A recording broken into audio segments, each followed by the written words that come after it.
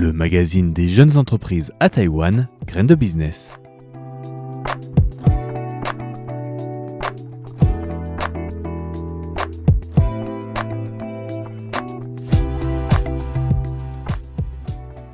Bonjour à tous et bienvenue sur Radio à Taïwan International pour votre émission hebdomadaire sur l'entrepreneuriat à Taïwan et les entrepreneurs taïwanais à l'étranger, Graines de Business présentée par Valentin Floquet. Aujourd'hui, je vais vous parler d'une start-up qui a franchi les frontières de l'île pour se faire une place au cœur de l'écosystème mondial de l'innovation.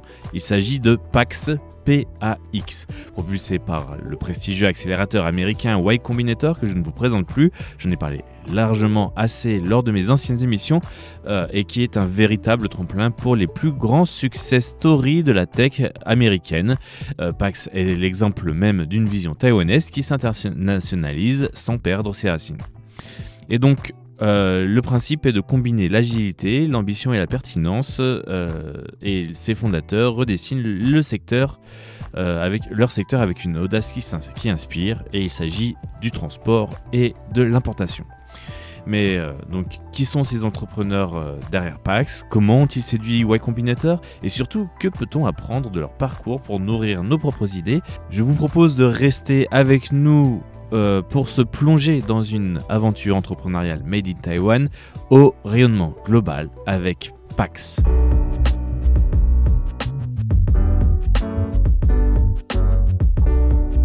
Alors PAX est une toute nouvelle start-up. L'entreprise a à peine 1 an et essaie de résoudre un problème clé du marché américain et dont on parle presque quotidiennement depuis l'élection de Donald Trump, les droits de douane. Chaque année, les entreprises américaines paient environ 92 milliards d'euros en droits de douane à l'importation. Pourtant, à peine 20% de la somme qu'elles pourraient récupérer leur est effectivement remboursée. Cela laisse donc des milliards non réclamés chaque année, principalement à cause d'un processus lent, complexe et très administratif, un peu voulu par l'administration pour décourager les entrepreneurs. Et donc, c'est en identifiant cette lacune que Penny Chen, cofondatrice taïwanaise et PDG de PAX, et Chris Lee, cofondateur, ont vu une opportunité claire de simplifier et démocratiser ce système pour les entreprises de toute taille. Penny Chen a commencé sa carrière comme chercheuse scientifique, d'abord chez Flexport, puis chez Amazon, où elle s'est spécialisée dans la logistique et l'optimisation des chaînes d'approvisionnement. C'est là qu'elle a découvert le dispositif américain de remboursement des droits de douane, le Duty Drawback, un programme ancien mais sous-utilisé permettant aux entreprises de se faire rembourser les droits d'importation sur les marchandises exportées, retournées ou détruites par la suite. Elle a rapidement constaté que la majorité des entreprises renoncent à cette opportunité en raison de la lourdeur administrative. En plus, la plupart des prestataires n'acceptent que des dossiers volumineux, laissant les petites structures sans solution. De son côté, Chris Lee travaillait comme ingénieur logiciel chez Amazon, développant des systèmes capables de traiter d'énormes volumes de commandes à travers des réseaux d'entrepôts et de livraison. Son expertise à lui, c'est les infrastructures technologiques évolutives et qui s'est révélée très complémentaire à la connaissance administrative de Penny Chen. Les deux entrepreneurs se sont rencontrés via une plateforme de mise en relation entre fondateurs de start-up. Chris, à la recherche d'un projet lié à la logistique, a découvert le profil de Penny. Ensemble, ils ont décidé de moderniser le processus de remboursement des droits de douane. C'est ce qui a donné PAX. Le programme de Duty Drawbacks existe depuis longtemps, mais sa mise en œuvre reste très fastidieuse. Les entreprises doivent compiler et faire correspondre une montagne de documents, factures, documents de transport, déclarations douanières, certificats d'origine, j'en passe et encore, portant parfois sur des millions de transactions. Ce travail est chronophage, coûteux et source d'énormes erreurs pour parfois des remboursements qui n'aboutissent jamais. PAX automatise donc tout cela grâce à l'intelligence artificielle et les clients peuvent charger leurs documents sous n'importe quel format, PDF, tableur, fichier, scanner, tout peut passer et le système de PAX extrait et organise les données pertinentes à la déclaration pour récupérer donc le Duty Drawback. Ensuite, La société établit, enfin la plateforme établit les correspondances entre les importations et les exportations et applique les réglementations appropriées en calculant le montant maximal de remboursement. Une fois la demande prête, Pax la transmet électroniquement à l'administration américaine des douanes via un logiciel certifié.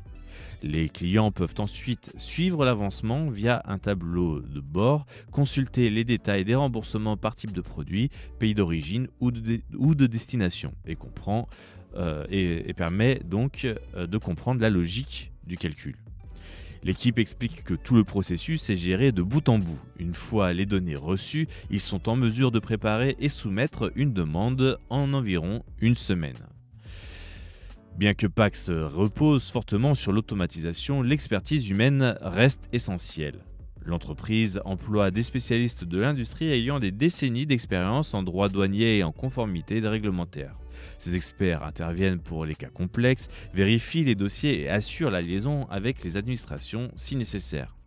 L'entreprise insiste sur le fait que si son système traite d'importantes quantités de données, elle s'assure également que les résultats finaux respectent strictement les normes de conformité, en particulier pour les chaînes logistiques complexes. Le modèle tarifaire de Pax est basé sur le succès et les clients ne paient une commission de 1 à 30% que si un remboursement est effectivement obtenu, le taux variant selon la taille et la complexité du dossier. Cette approche réduit la barrière financière, notamment pour les petites et moyennes entreprises qui autrement ne s'engageraient même pas dans une procédure.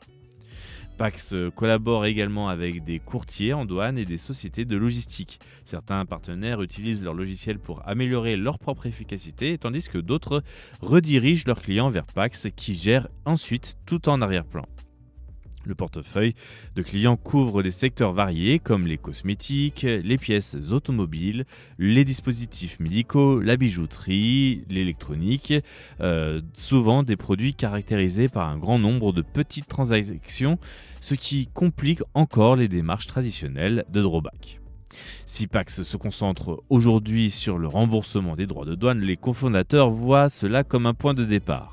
Chris Lee estime que le duty drawback est une excellente porte d'entrée dans le monde de la logistique, mais leur ambition est bien évidemment de bâtir une plateforme plus large pour favoriser le partage de données entre acteurs de la chaîne logistique et identifier d'autres moyens de réduire les coûts.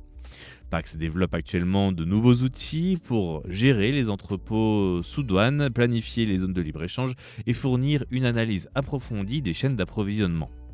L'objectif est donc d'aider les entreprises à repérer des opportunités d'économie souvent invisibles. Penichen résume cette vision en affirmant qu'ils veulent créer un espace de collaboration efficace pour les équipes logistiques.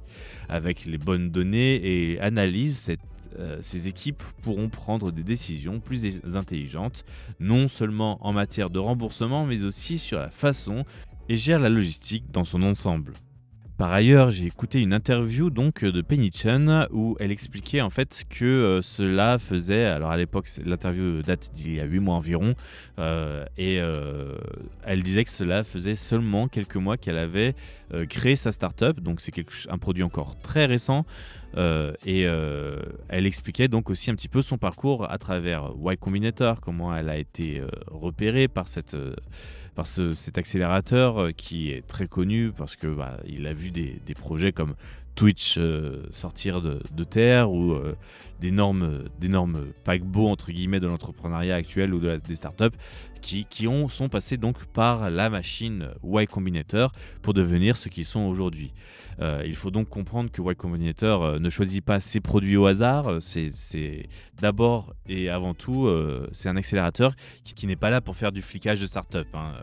En gros, ce qu'est Y Combinator, ce sont des mentors, notamment Kevin Lin, qui est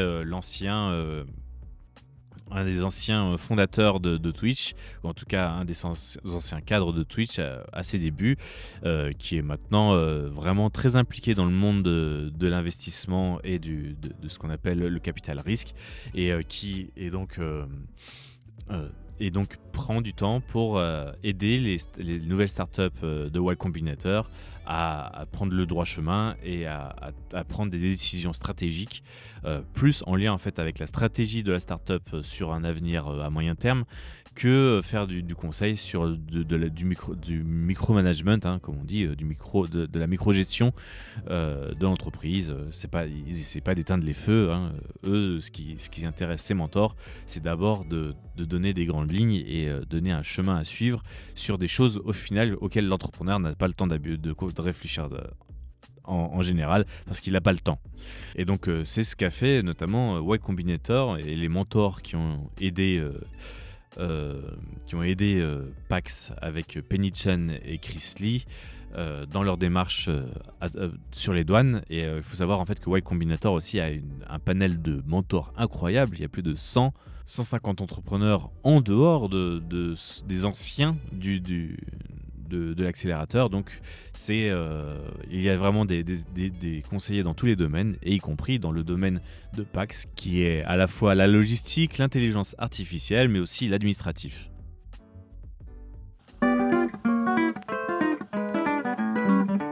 Et nous voici donc au terme de cette émission de Grain de Business. Vous étiez en compagnie de Valentin Floquet sur Radio Taïwan International. Je vous invite à suivre nos réseaux sociaux et notre site internet. Je rappelle qu'il y a une application RTI si vous voulez avoir plus d'informations et suivre de plus près l'information taïwanaise. Et je vous remercie donc d'écouter la radio, et je vous dis à une prochaine fois pour d'autres aventures. Excellente journée à tous.